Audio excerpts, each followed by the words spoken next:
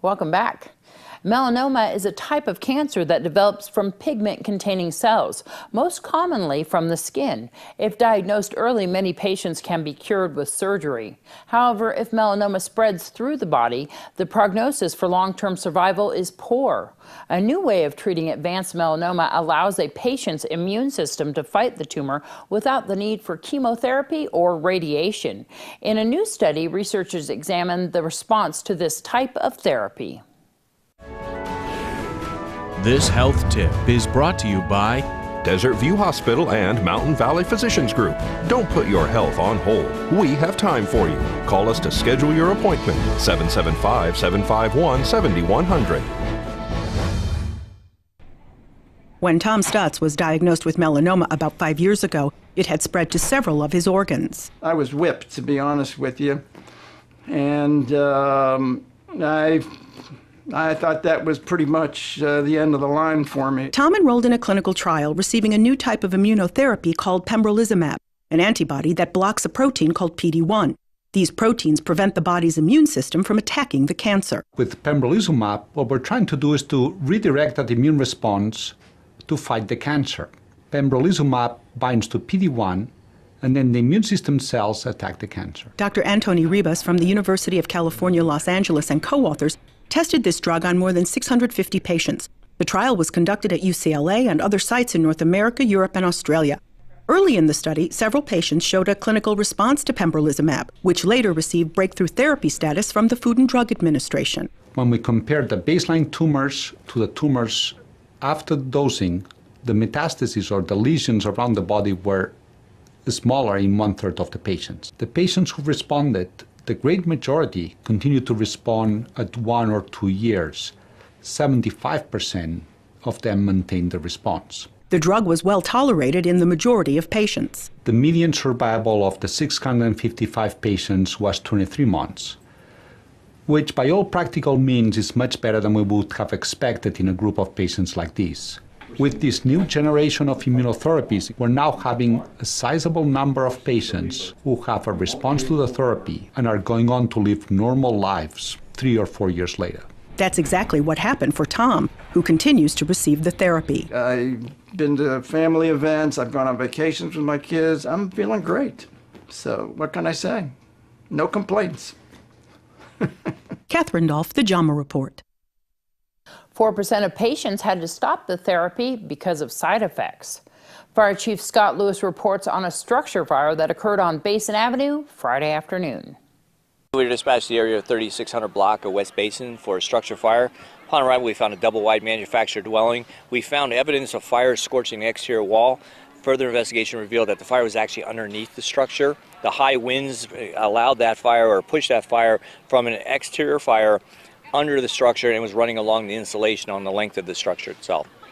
Was this accidental or intentional? Do you know? No, it appears to be an accidental fire, most likely through improperly discarding of smoking materials on the outside of the house in that area.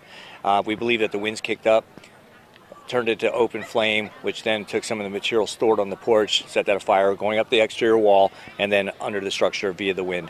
How much damage to the structure is there? Actually, the crews did a great job and held the fire damage to a minimal extent.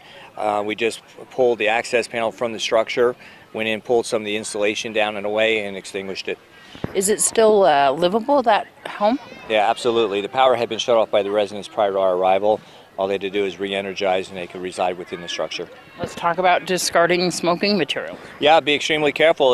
We've run into several calls recently, not only involving structures, but brush fires running alongside the roadways.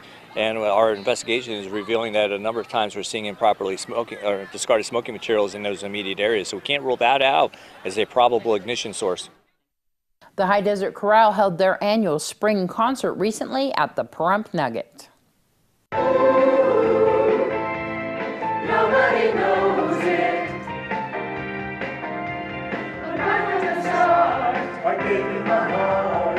Oh, I gave you my heart. Relive the 50s and 60s with the High Desert Chorale. It was really fun. It was a wonderful concert we had. It was very upbeat, and I think there were as many people in the audience singing as there were singing in the choir, so it was fun. It was I great. think so. The Prump Nugget parking lot was packed. Yes, it was. Yes, it was. And this room was packed. How many people do you think was here? I think we probably had about 150 here, so that was nice. Yeah, they're tearing down in the background. There you go. So the High Desert Chorale, this is their spring concert. They decided to switch it up a little bit with the 50s and 60s. Yes, they did. So, and Andy's really good. Andy Barnum is the director, and he's been doing this for at least 10 or 12 years. I've kind of lost count now, but it's just a nice time. But they always do a Christmas concert and then one in the spring, and it's very successful. He does a great job. And this is all part of the Prump Arts Council, isn't it? Yes, it is. It's a Prump Arts Council, and we do have a number of other groups that are affiliated with us. They're taking down the risers in the back. That's the hard part. That is the hard part. So singing it's not easy, but it takes a little more practice. Exactly. He has a pretty good group going on right now, too, as far as the choir is concerned. Yes, there are probably, I think there are about 25 in the choir, and it's a pretty steady group. There are people, some come and some go, but it's generally been the same crowd for the last several years now, so which is nice. 16 tons, what do you get? Another day older and deeper in debt. St. Peter, don't you call me 'cause I can't go. I owe my soul to the company store.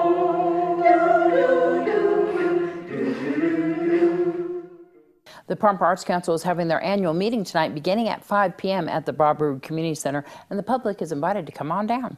Here's Susan Holacek from Nathan Adelson Hospice to tell us about their senior health fair.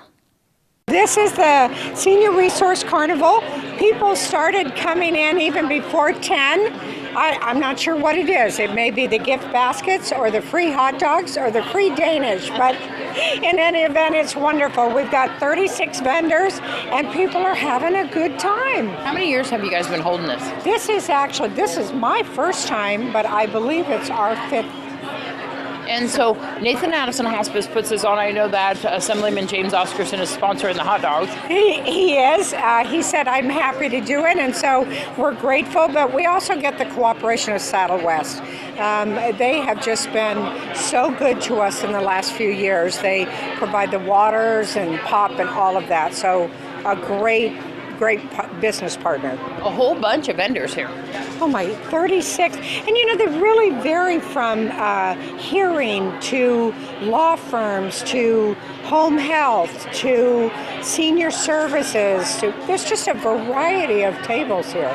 Are you finding that people are more interested in finding what there is out there because they might have so many options? They really need to get the information? Mm-hmm. I really do. I think you hit it right on the head. I think sometimes because we're so spread out and maybe we drive a certain way to go wherever we go, we don't realize all the services that are here. And I think sometimes we think we have to go to Las Vegas, and it's really not the case at all. So Nathan Addison Hospice, what a successful event. How many people do you think have went through so far? Well, it's interesting because we give them free raffle tickets for these beautiful baskets, and I think there's like 2,000 on a roll, and we've probably, I can't even tell you how many hundreds we've gone through. Really?